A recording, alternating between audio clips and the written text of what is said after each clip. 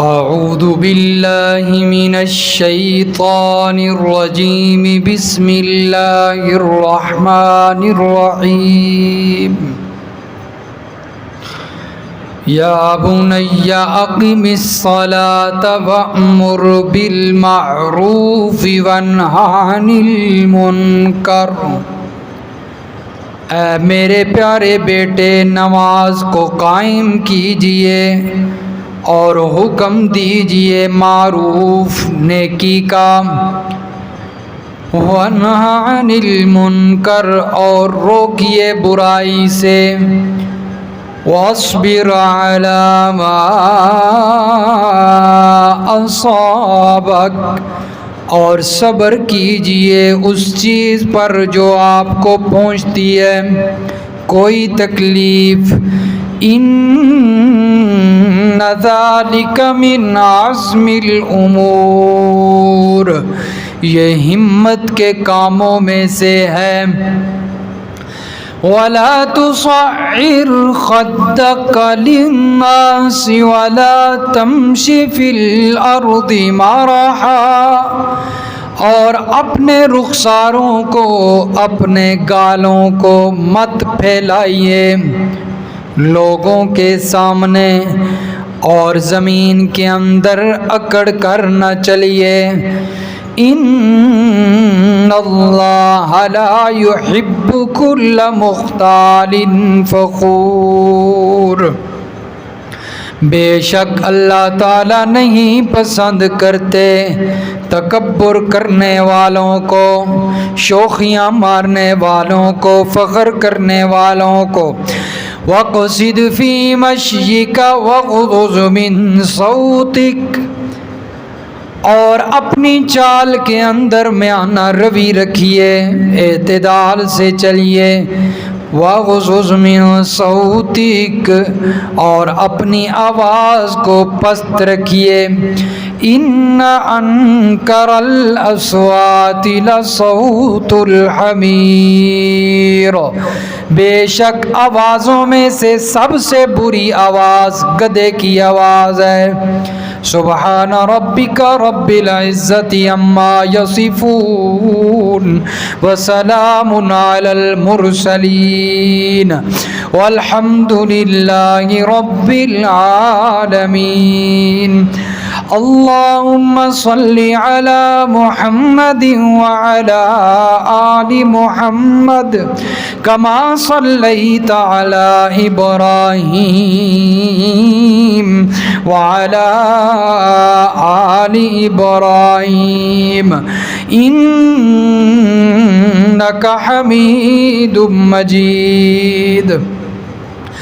اللہم بارک علی محمد وعلی آل محمد کما بارکت علی ابراہیم وعلی آل ابراہیم انک حمید مجید۔ سورۃ لقمان کی آیت نمبر 17 سے لے کر آیت نمبر 19 تک تلاوت کی گئی ہے۔ گزشتہ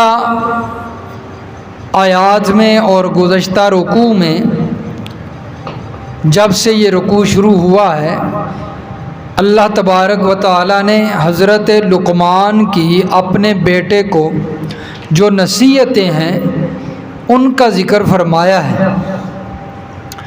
سب سے پہلے حضرت لقمان رحمہ اللہ تعالی نے اپنے بیٹے کو شرک سے بچنے کی نصیحت کی کہ شرک کے قریب نہ جانا۔ پھر اس کے بعد فرمایا کہ والدین کے ساتھ اچھا سلوک کرنا، اور اگر والدین تجھے شرک پر یا اللہ کے کسی حکم کے خلاف پر مجبور کر دیں تو فرمایا پھر ان کی فرما برداری اور اطاعت نہیں کرنی، پھر اللہ کا حکم ماننا ہے۔ اور اسی طرح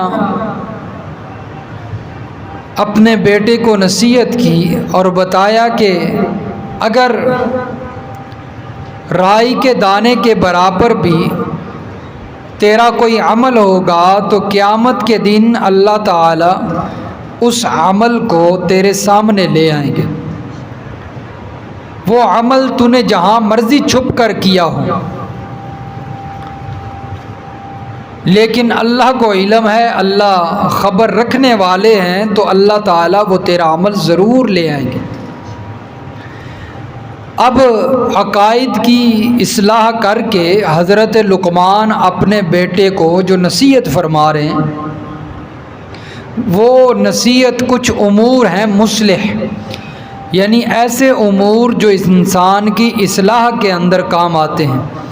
اور یہ جو عقیدے کی نصیحت تھی، اس عقیدے والی نصیحت پر بھی عمل اس وقت ہو سکتا ہے، اور یہ نصیحت پر دوام اس وقت ہو سکتا ہے جب بندہ ان امور پر بھی عمل کرے، ورنہ عقیدہ بھی جاتا رہتا ہے. فرمایا اے میرے بیٹے اقیم الصلاۃ، نماز کو قائم کیجئے، نماز کی پابندی کیجئے. اقیم الصلاۃ کا لفظ اللہ نے بولا ہے قرآن مجید میں. کسی مقام پر نماز پڑھنے کا ذکر نہیں ہے کہ نماز پڑھو. اقرأ الصلاۃ، جہاں بھی اگر آپ کو نماز کا حکم ملے گا تو اقیم الصلاۃ، اقیم الصلاۃ ہی ملے گا. نماز قائم کرو. اس کے اندر نماز کی پابندی بھی آ جاتی ہے، نماز کو خشوع خضوع سے پڑھنا بھی آ جاتا ہے. ساری چیزوں کا مجموعہ ہے اقامت. اقیم الصلاۃ، نماز پڑھنے کے اندر صرف نماز پڑھنا جس طرح مرضی پڑھ لو وہ آتا ہے. صرف نماز کے اندر طریقہ ٹھیک ہو یا نہ ہو، نماز کے اندر خشوع خضوع ہو یا نہ ہو، صرف نماز پڑھنی، وہ ہے نماز پڑھنا. اقیم الصلاۃ میں نماز کا ہر عمل اور ہر رکن آ جاتا ہے کہ اس کو خشوع خضوع سے پڑھو اور اس کی پابندی کرو.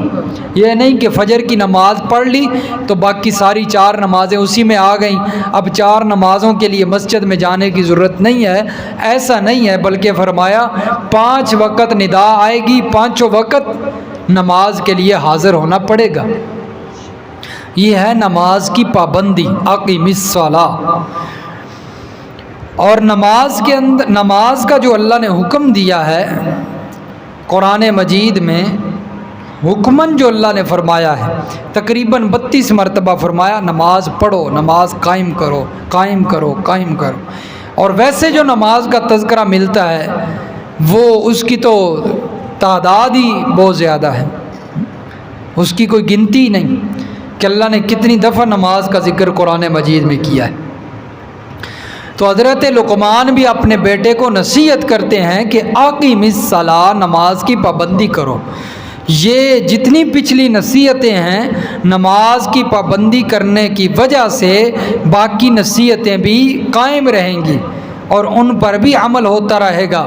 اگر نماز کی پابندی نہیں کرو گے تو باقی نصیحتیں بھی ختم ہو جائیں گی، ان پر بھی عمل نہیں کر سکو گے.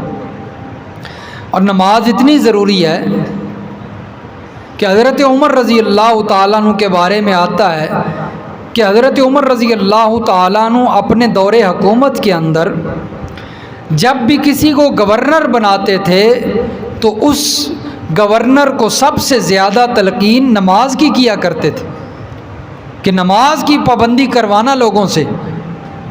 سڑکیں بنتی ہیں یا نہ بنیں، گلیاں بنتی ہیں یا نہ بنیں، نماز کی پابندی ہونی چاہیے. اپنے گورنر کو جہاں بھی اس کا انتخاب کرتے اس کے بھیجنے سے پہلے یہ تلقین فرماتے اقیم الصلاۃ آتوا الزکاۃ، نماز کی پابندی، زکوٰۃ کی پابندی کروانا. اور سورۃ الانبیاء میں اللہ تبارک و تعالی نے جو مسلمان حکمران ہوتے ہیں ان کی صفات کا ذکر فرمایا ہے اور اس میں بھی اسی بات کا تذکرہ ہے. سورۃ الانبیاء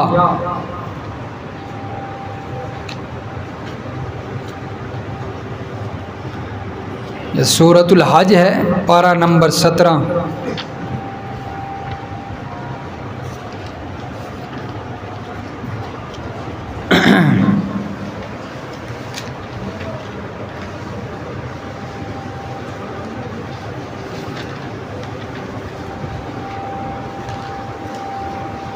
یہ صفحہ نمبر 406 نکالیں جی، صفحہ نمبر 406 سورۃ الحج اور اس کی آیت نمبر 41 دیکھیں جی۔ ابھی جو سبق والی آیت میں ہم نے حضرت لقمان کی نصیحتیں پڑھی ہیں وہ ساری اس میں موجود ہیں، اور یہ وہ لوگ ہیں جو مسلمان حکمران ہوتے ہیں جن کو اللہ حکومت دیتے ہیں۔ سورۃ الحج کی آیت نمبر 41 فرمایا الذین ان مکناہم فی الارض اقاموا الصلاۃ وآتوا الزکاۃ وامروا بالمعروف ونہوا عن المنکر الذین ان مکناہم، بے شک اللہ تعالی فرمایا اللہ تعالیٰ ان لوگوں کو اگر دنیا کے اندر زمین کے اندر حکومت دے دیں، ایمان والوں کو جن کا تذکرہ پیچھے ہو رہا ہے، فرمایا اقاموا الصلاۃ، یہ حکومت ملنے کے بعد خود بھی نماز کی پابندی کریں گے، لوگوں کو بھی کروائیں گے، اقاموا الصلاۃ، نماز کی پابندی کروائیں گے، وآتوا الزکاۃ، اور زکوٰۃ ادا کروائیں گے، زکوٰۃ کی پابندی کروائیں گے، خود بھی دیں گے، دوسروں کو بھی کہیں گے، وامروا بالمعروف، اور نیکی کا حکم دیں گے، ونہوا عن المنکر، اور برائی سے منع کریں گے۔ یہ کون؟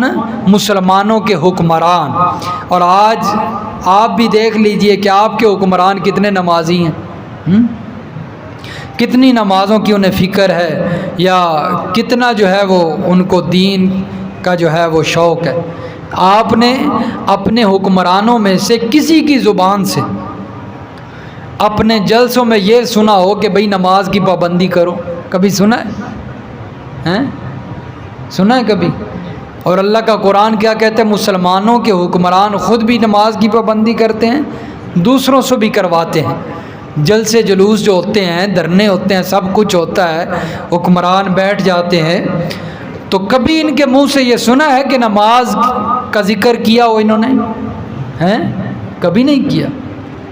تو یہ پھر مسلمانوں کے حکمران تو نہ ہوئے، یہ تو پھر یہودیوں کے ایجنٹ ہوئے نا، کیونکہ مسلمانوں کا حکمران دیکھیے، میں نے پہلے عرض کیا ہے، حضرت عمر فاروق جب بھی گورنر بنا کر بھیجتے تو کیا کہتے؟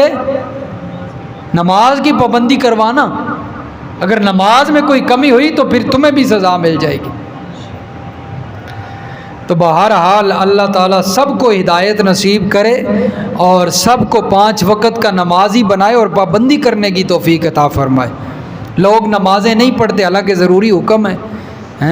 نماز انسان کا اتنا جو ہے وہ ایسا مشغلہ بن جانا چاہیے کہ روٹی ملے یا نہ ملے نماز نہ چھوٹنے پائے۔ وہ ہمارے ادھر ڈیرے میں ہوتا ہوں نا، جدھر مدرسہ بنا رہا ہوں، زیر تعمیر ہے مدرسہ، تو ادھر چھوٹی سی مسجد ہے، 4-5 گھر ہیں ڈیرے پہ، تو نماز پڑھنے والے چاندی ہوتے ہیں جہاں بھی مسجد ہو۔ مسجد تو بنا دیتے ہیں خوبصورت، لیکن نماز کو نہیں پڑھتے۔ وہ سمجھتے ہیں پتہ نہیں اسی مسجد بنا دیتی ہے تو سارا فرض ادا ہو گیا۔ اصل مسجد آباد ہوتی ہے نمازیوں سے، خوبصورتی سے نہیں آباد ہوتی۔ جتنا مرضی خوبصورت بنا لو، اس میں نماز پڑھنے والا نہ ہو تو مسجد کا کوئی فائدہ ہے؟ اکثر ڈیروں پہ ہم نے دیکھا ہے، باہر کا پیسہ ہوتا ہے، مسجد خوبصورت بن جاتی ہے، لیکن اندر نمازی نہیں ہوتا، وہ مسجد بد دعائیں کرتی ہے۔ تو وہ ان کی بکریاں شکریاں چھوٹیاں اندر آ جاتی ہیں نماز کے دوران، دروازہ کھلا ہوتا ہے، باہر گھومتے گھومتے اندر آ گئے۔ وہ حاجی صاحب وہ کہتے ہیں دیکھو اب خود تو آتے کوئی نہیں نماز پڑھنے، ان کی بکریاں مسجد میں آئی ہوتی ہیں، وہ خود مسجد میں آتے کوئی نہیں۔ تو میں نے ان کو پھر وہاں پر ایک بات سنائی، میں نے کہا بھئی ایک گاؤں کے اندر گدھا مسجد میں چلا گیا، امام صاحب مسجد میں موجود تھے، امام صاحب نے دیکھا گدھا مسجد میں گھوم رہا ہے، غصہ آیا، اسے باہر نکالا اور شور مچا دیا کہ گدھا مسجد کے اندر آ گیا۔ پتہ کروایا یہ کس کا گدھا ہے، پتہ چلا کہ فلاں بندے کا گدھا ہے۔ اسے بلوا لیا گیا، مسجد کی انتظامیہ بھی اکٹھی ہوگی، لوگ سمجھدار اکٹھے ہو گئے، او بھائی تو بے وقوف ہے، تو اپنے گدھے کو باندھا کر، مسجد کے اندر تیرا گدھا آیا ہوا ہے، یہاں پر یہ جو ہے وہ پیشاب کر دے، ناپاک ہو جائے گی، تو اس کو باندھ کے رکھا کر، سنبھال کے رکھا کر۔ اسے ڈانٹا، اسے سمجھایا، سب کچھ کیا۔ آخر میں وہ بندہ کہتا ہے بادشاہ یہ گدھا بیچارہ نہ سمجھے، کدی میں نے بھی مسجد ویکھیا ہے، یہ گدھا بیچارہ بے زبان ہے، مجھے بھی کبھی مسجد میں دیکھا ہے آپ نے؟ تو یہ بے زبان مسجد کے اندر داخل ہو گیا تو کیا ہو گیا، مجھے بھی کبھی مسجد میں دیکھا ہے۔ یعنی اس کا مقصد یہ تھا کہ میں نے آج تک مسجد کا منہ نہیں دیکھا، اگر مسجد میں وہ جاتا تو لوگ اسے دیکھتے۔ تو اس لیے نماز میرے دوستو بڑی ضروری چیز ہے، اور سب سے پہلے قیامت کے دن پوچھ بھی نماز کی ہونی ہے عبادات میں سے ہیں۔ فرمایا اگر نماز اچھی نکل آئی تو باقی عبادات اچھی ہیں، اگر نماز ہی اچھی نہ نکلی تو پھر سائڈ پہ لگا دیا جائے گا۔ یہاں پر ہم کوئی کیس لے کر جاتے ہیں، اگر پہلا صفحہ ہی خراب ہو تو وہ باقی فارم پکڑتے ہیں، وہ کہتے ہیں اپنا فارم ٹھیک کر کے آؤ، پہلا صفحہ ہی تمہارا خراب ہے۔ تو ادھر قبر میں پہلا صفحہ خراب ہو گیا تو باقی فرشتے قبول کریں گے؟ اس لیے پہلا صفحہ تو کم از کم ٹھیک کیجئے نا۔ پیپر میں بھی لکھتے وقت جو طالب علم پیپر میں بیٹھا ہوتا ہے، لکھ رہا ہوتا ہے، وہ پہلا صفحہ بڑا خوبصورت کر کے لکھتا ہے تاکہ ممتحن کو اچھا لگے تو باقی صفحے بھی میرے قبول ہو جائیں۔ اس لیے پہلا صفحہ اپنا ٹھیک کیجئے، اور پہلا صفحہ عبادات میں سے نماز کا ہے۔ اگر نماز ہی خراب ہو گئی تو باقی چیزیں تو پھر بعد کی بات۔ اس لیے فرمایا کہ بیٹا اقیم الصلاۃ، نماز قائم کیجیے، وَأْمُرْ بِالْمَعْرُوفِ وَانْهَ عَنِ الْمُنْكَرِ، اور فرمایا نیکی کا حکم دیجئے۔ نیکی کیا ہے؟ حضرت عبداللہ ابن عباس رضی اللہ تعالیٰ عنہ فرماتے ہیں معروف سے مراد توحید ہے، اور وَانْهَ عَنِ الْمُنْكَرِ برائی سے منع کیجئے، برائی سے مراد شرک ہے، یعنی شرک سے بچائیے لوگوں کو، منع کیجئے، اور توحید کا لوگوں کو حکم دیجئے۔ وَأْمُرْ بِالْمَعْرُوفِ وَانْهَ عَنِ الْمُنْكَرِ وَاصْبِرْ عَلَىٰ مَا أَصَابَكَ، اور فرمایا کہ صبر کیجئے ان مصیبتوں پر جو تم پر آئیں گی۔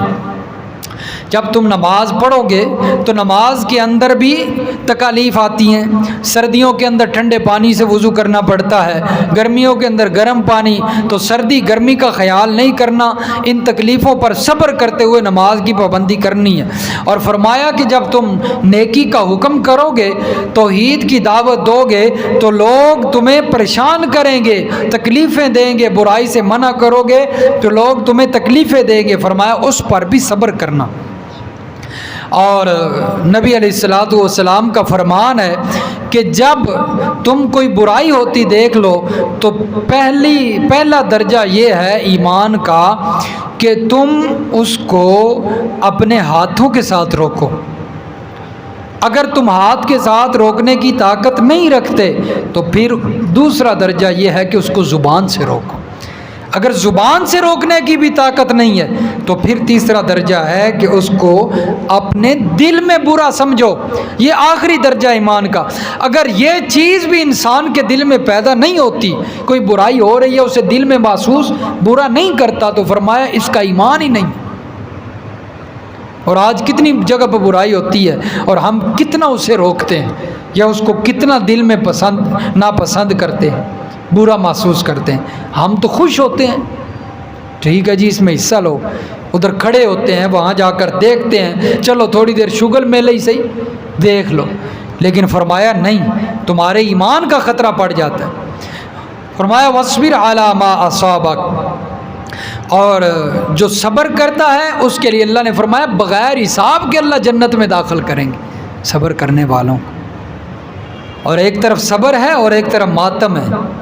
فرمایا صبر کا حکم قرآن نے دیا ہے، ماتم سے قرآن نے منع کیا ہے، اسلام نے منع کیا ہے۔ کچھ لوگ کہتے ہیں نہیں ماتم کرنا ثواب ہے، ماتم کرنا ثواب ہے، لیکن ہم کہتے ہیں کہ صبر کرنا ثواب ہے، ماتم کرنا ثواب نہیں۔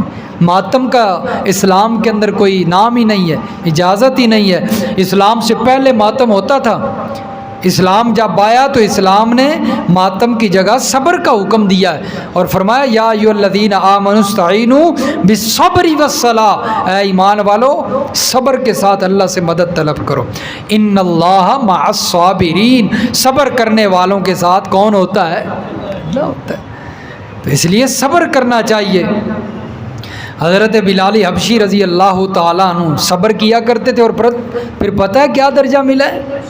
نبی علیہ الصلوۃ والسلام معراج پر تشریف لے گئے اور حضرت بلال کی حالت یہ ہے کہ حبشے کا غلام ہے، حبشے کا غلام ہے، بڑے بڑے ہونٹ ہیں، رنگ کا سیاہ ہے، رنگ بھی خوبصورت نہیں ہے، چلو سفید رنگ ہو پھر بھی بندہ کہے، ہونٹ چھوٹے ہوں پھر بھی بندہ کہے، خوبصورتی کی کوئی علامت موجود نہیں ہے، پھر بھی اللہ کے ہاں اتنا مقبول کیوں ہو گئے؟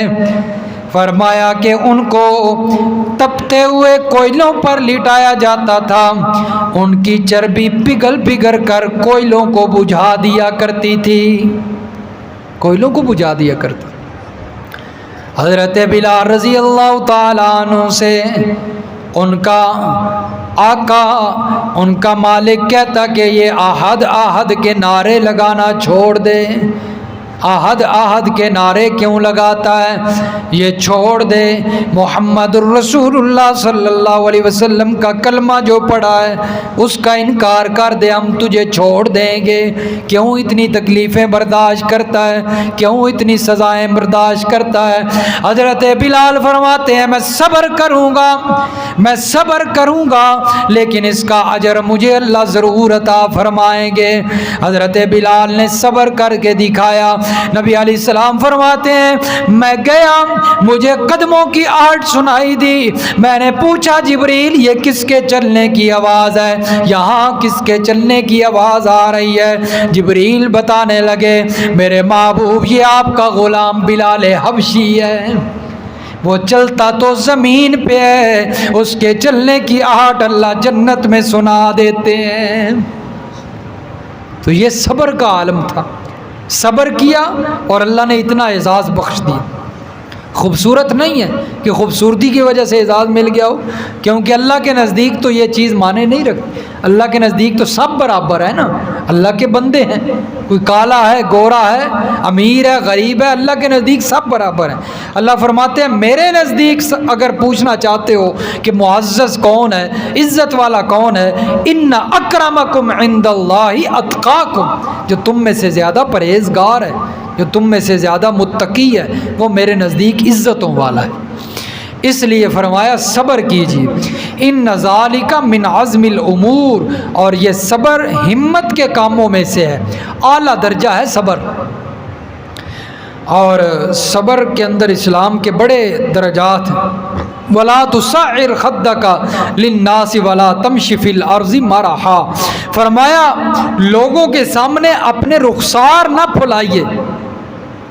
بعض لوگوں کی عادت ہوتی ہے ہر وقت بس چہرہ ایسے رکھنا ہے کہ بندہ سمجھے پتہ نہیں سے کیا ہو گیا، چہرے پہ مسکراہٹ ہونی چاہیے، بندہ دیکھے تو اگلا بھی خوش ہو جائے، یار یہ اتنا ہنس مکھ بندہ ہے۔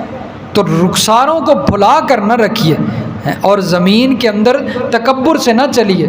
فرمایا نبی علیہ الصلوۃ والسلام کے پاس کیا مطلب ہے رخساروں کو بھلا کے نہ رکھیے؟ بعض لوگوں کی عادت ہوتی ہے کہ کوئی بندہ اللہ تعالیٰ انہیں اعزاز دے دیتے ہیں، اللہ تعالیٰ انہیں جو ہے وہ شہرت دیتے ہیں اور لوگ انہیں ملنے کی خواہش کرتے ہیں، اور یہ بندہ ہے کہ جب ان سے ملاقات کے لیے لوگ آتے ہیں ان کے چاہنے والے، یہ ادھر سلام کر رہا ہے اور ادھر منہ کیا ہوا۔ فرمایا ایسے نہیں ہونا چاہیے۔ نبی علیہ الصلوۃ والسلام کا طریقہ یہ تھا۔ اب امام الانبیاء سے بڑھ کر کون ہو سکتا ہے؟ اللہ کے بعد اس کائنات میں درجہ ہے تو اللہ کے نبی صلی اللہ علیہ وسلم کا ہے۔ نبی علیہ السلام کے پاس جب کوئی بندہ آتا، چاہے جو مرضی ہوتا، غریب امیر جو بھی ہوتا، گورا کالا جو بھی آتا، تو نبی علیہ الصلوۃ والسلام اگر ادھر منہ کر کے بیٹھے ہیں وہ ادھر آ کے بیٹھ گئے، اللہ کے نبی اپنا چہرہ پھیر لیا کرتے تھے اس کی طرف اور بڑی توجہ سے اس کی بات سنا کرتے تھے۔ یہ اللہ کے نبی کا طریقہ تھا۔ اور آج تھوڑی سی عزت مل جاتی ہے، کوڑی دو کوڑی عزت مل جائے تو بندہ پتہ نہیں کہاں پہنچ جاتا ہے۔ اور پھر اللہ تعالیٰ یہ ساعر کا لفظ اللہ نے بولا ہے، تو ساعر کہتے ہیں یہ اونٹوں کو ایک بیماری لگتی ہے، جس وقت یہ بیماری اونٹ کو لگتی ہے تو اونٹ اس طرح گردن اٹھا کے رکھتا ہے، ہر وقت اپنی گردن یوں اٹھا کے رکھتا ہے، اس کی بیماری ایسی ہے۔ تو اللہ نے یہاں پر ساعر کا لفظ بولا ہے، یعنی جو تکبرانہ انداز سے لوگ زندگی گزارتے ہیں ان کی بھی عادت یہی ہوتی ہے، وہ بھی اپنی گردن کو یوں اٹھا کے رکھتے ہیں، اور فرمایا کہ زمین کے اندر پھر اکڑ کر چلتے ہیں، اور اللہ فرماتے ہیں زمین میں اکڑ کے نہ چل، وَلَا تَمْشِ فِي الْأَرْضِ مَرَحًا، کیوں؟ ان اللہ لا يحب کل مختال فخور، اللہ تعالیٰ کسی تکبر کرنے والے کو، شیخیاں مارنے والے کو پسند نہیں کرتے۔ اللہ کو تو عاجزی پسند ہے۔ نبی علیہ الصلوۃ والسلام کے بارے میں آتا ہے جب چلا کرتے تھے اللہ کے نبی صلی اللہ علیہ وسلم گردن جھکی ہوتی تھی اور ذرا تیز رفتار سے چلا کرتے، گردن جھکائے رکھتے ہر وقت، یعنی یوں گردن نہیں اٹھاتے تھے اللہ کے نبی، کیونکہ یہ چال اللہ کو پسند نہیں ہے۔ فرمایا عاجزی اللہ کو پسند ہے، اور نبی علیہ الصلوۃ والسلام سے بڑا عاجز کوئی ہو سکتا ہے؟ تو عاجزی کے ساتھ چلا کرتے تھے اللہ کے نبی صلی اللہ علیہ وسلم۔ امام الانبیاء بھی ہیں، خاتم النبیین بھی ہیں، رسولوں کے سردار بھی ہیں، آخری نبی ہیں قیامت تک آنے والے لوگوں کے، لیکن عاجزی دیکھیے اللہ کے پیغمبر صلی اللہ علیہ وسلم کے اندر، سبحان اللہ۔ اور فرمایا کہ جس وقت اللہ کے پیغمبر صلی اللہ علیہ وسلم اپنے صحابہ کے درمیان بیٹھتے تھے تو باہر سے آنے والا کوئی بندہ، نیا بندہ آتا تو وہ پہچان نہیں سکتا تھا کہ اس میں آقا کون ہے، غلام کون ہے، نبی کون ہے، امتی کون ہے، پیر کون ہے اور مرید کون ہے، پہچان نہیں سکتا تھا۔ یہ اللہ کے نبی صلی اللہ علیہ وسلم کی حالت تھی اور عاجزی تھی۔ اور آج تھوڑا سا کسی کو مقام ملے جناب، بڑی کرسی اور اپنے جو ہے وہ رعایا سے اونچا ہو کر بیٹھنا تاکہ پتہ چلے بندہ کوئی جڑا ہے نا یدی گردن وہی صحیح سریا ہے۔ تو اس لیے فرمایا عاجزی اللہ کو پسند ہے، تکبر اللہ کو پسند نہیں ہے۔ حضرت جابر رضی اللہ تعالیٰ عنہ یا کوئی اور صحابی ہیں، حدیث پاک کے اندر آتا ہے نبی علیہ الصلوۃ والسلام کو فرمانے لگے یا رسول اللہ مجھے کچھ نصیحتیں کیجیے۔ اللہ کے نبی صلی اللہ علیہ وسلم نے نصیحتیں فرمائی اور آخر میں فرمایا کہ میرے صحابی اپنی تہ بند کو اپنے ٹخنوں سے نیچے نہ لٹکانا، کیونکہ یہ تکبر کی علامت ہے۔ یہ کیا ہے؟ تکبر کی علامت ہے، اور اللہ تکبر کو پسند نہیں کرتے۔ تو اس لیے میرے دوستو اکثر نوجوان اپنی شلواروں کو ٹخنوں سے نیچے رکھتے ہیں، تو یہ چیز اللہ کو پسند نہیں ہے کیونکہ یہ تکبر کی علامت ہے۔ اور نبی علیہ الصلوۃ والسلام سے صحابہ نے عرض کیا جب اللہ کے نبی نے فرمایا کہ تکبر اللہ کو پسند نہیں ہے، تکبر نہ کیا کرو۔ صحابہ ایک صحابی کہتے ہیں یا رسول اللہ میرے پاس اللہ نے نعمت دے رکھی ہے، دولت ہے، میں اچھا کپڑا پہنتا ہوں، یہ تکبر تو نہیں ہے۔ ایک صحابی کہتے ہیں یا رسول اللہ میرے پاس اچھی سواریاں ہیں تو میں ان پر سفر کرتا ہوں، تو اچھی سواری پر سفر کرنا تکبر تو نہیں ہے؟ تو نبی علیہ السلام نے فرمایا ان اللہ جمیل یحب الجمال، اللہ تعالیٰ خود بھی خوبصورت ہے اور خوبصورتی کو پسند کرتے ہیں، اس لیے اچھے کپڑے پہننا، خوبصورت انسان کا رہنا یہ کوئی تکبر نہیں ہے۔ تکبر کیا ہے؟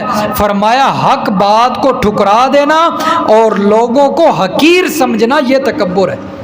اچھی گاڑی پہ بیٹھ جانا تکبر نہیں ہے، لیکن اچھی گاڑی پہ بیٹھ کر، مہنگی گاڑی پہ بیٹھ کر جو تھوڑی قیمت والی گاڑی پہ سفر کر رہا ہے اس کو حقیر سمجھنا کہ دیکھو چھوٹی موٹی گاڑی ہے اس کے پاس ہیں، اتنی مہنگی نہیں ہے، یہ ہے تکبر۔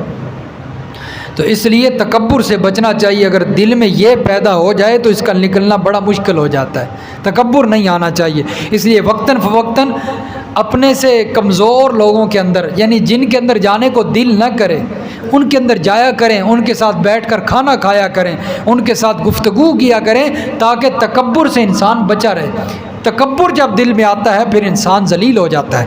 فرمایا جو انسان اوپر گردن کر کے چلتا ہے اللہ اسے ذلیل کر دیتا ہے، اور جو انسان نیچے گردن کر کے چلتا ہے اللہ اسے عزتوں سے نوازتا ہے۔ فرمایا وقصد فی مشیک وغضض من صوتک، اپنی چال کے اندر میانہ روی رکھ اور اپنی آواز کو پست رکھ۔ یہ بھی ایک نصیحت کی حضرت لقمان نے اپنے بیٹے کو، اپنی آواز کو پست رکھ۔ اکثر لوگ ہوتے ہیں وہ کسی کو ڈرانے کے لیے، دبکانے کے لیے اونچی آواز سے بولنے لگ جاتے ہیں، لیکن فرمایا وَغْضُضْ مِنْ صَوْتِكَ، اپنی آواز کو پست رکھا کر، کیونکہ بلند آوازوں میں سے بری آواز جو ہے وہ گدھے کی آواز ہے۔ گدھے کی، اللہ کیا فرماتے ہیں؟ گدھوں کی آواز جیسی آواز نہ نکالا کرو۔ اور دوسرے مقام پہ اللہ نے فرمایا ہے، سورۃ ہود کے اندر آیت نمبر 106 ہے، فرمایا کہ جہنمیوں کی آواز چیخ و پکار والی ہوگی۔ بلند آواز کن کی آواز ہوتی ہے؟ جہنمیوں کی۔ اور سورہ ملک میں اللہ نے فرمایا کہ جہنمیوں کو جہنم میں جانے کے بعد جو سب سے بری آواز سنائی جائے گی وہ بلند آواز ہوگی، اور وہ جہنم کی آگ کی آواز ہوگی۔ اس لیے بلند آواز اچھی آواز نہیں ہے۔ بعض لوگ ہوتے ہیں نا، اپنا کوئی اچھا عہدہ ملا ہوا ہے یا کوئی جو ہے وہ مال ہے، دولت ہے، تو وہ مال اور دولت کی گھمنڈ میں آ کر غریب طبقے کو دبکانے کے لیے اونچی آوازیں نکالتے ہیں، تو پھر ان کا شمار اللہ نے گدھوں کے ساتھ کیا ہے۔ اور میں گدھے کی آواز ہی اونچی ہوتی ہے اور کسی کی آواز اونچی، اور گدھا بلا ضرورت آوازیں نکالتا ہے۔ باقی جانوروں کو دیکھا جائے تو اگر وہ آواز نکالتے ہیں بلند آواز سے، یا کسی بیماری کی وجہ سے نکالیں گے یا تکلیف کی وجہ سے، یعنی کوئی وجہ بنے گی تو وہ آواز نکالیں گے، لیکن گدھے کو مار مار مار کے اسے بالکل ختم کر دیں، وہ آواز نہ نکالنا چاہے نا تو وہ نہیں نکالے گا۔ ہاں جب اس کا دل کرے گا تو بہت بلند آوازیں نکالے گا، کیونکہ گدھا بغیر ضرورت کی آوازیں نکالتا ہے اور باقی جانور ضرورت کے تحت آوازیں نکالتے ہیں۔ اس لیے بغیر ضرورت کی اونچی آواز سے بولنا یہ گدھے کے ساتھ مشابہت ہوتی ہے، تو اپنے آپ کو بچانا چاہیے، پست آواز سے بولنا چاہیے۔ صحابہ کرام کا طریقہ بھی یہی تھا، نبی علیہ السلام کا بھی طریقہ یہی تھا کہ اتنی آواز سے بولو کہ لوگوں کو تکلیف نہ ہو۔ اکثر لوگوں کی آواز وہ زبردست جو ہے وہ اونچی آواز نکالتے ہیں، تو اللہ تعالیٰ نے اس چیز سے منع فرمایا، اور حضرت لقمان نے اپنے بیٹے کو نصیحت فرمائی ہے، بیٹا اونچی آواز میں بات نہ کیا کرو۔ اللہ سمجھ نصیب فرمائے۔